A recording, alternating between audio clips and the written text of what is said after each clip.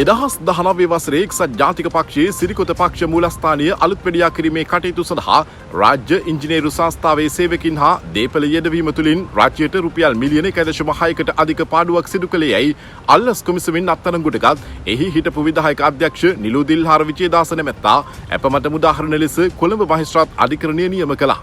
ඒ අනුව සැකකරු රුපියල් ලක්ෂ 10 බැගින් වූ ශරීර ඇප දෙකක් මත මුදා හැරීමට නියෝග කළ කොළඹ ප්‍රධාන මහේස්ත්‍රාත් අසංග එස් බෝධරකම් මහතා සැකකරුගේ විදේශ ගමන් තහනම් කරන ලෙසත් නියම කර තිබෙනවා. ඊට අමතරව සාක්ෂිකරුවන්ට බලපෑම් කිරීමෙන් වළකින ලෙසත් මෙහිදී මහේස්ත්‍රාත්වරයා විසින් සැකකරු වෙත කොන්දේසියක් පනවනු ලැබුවා. ඉන් අනතුරුව පැමිණිල්ල යලි දෙසැම්බර් මාස 9 වනදා කැඳවීමට නියමිතයි. ලංකා යූනිවුස් සබ්ස්ක්‍රයිබ් කරන්න අප සමග රැඳෙන්න.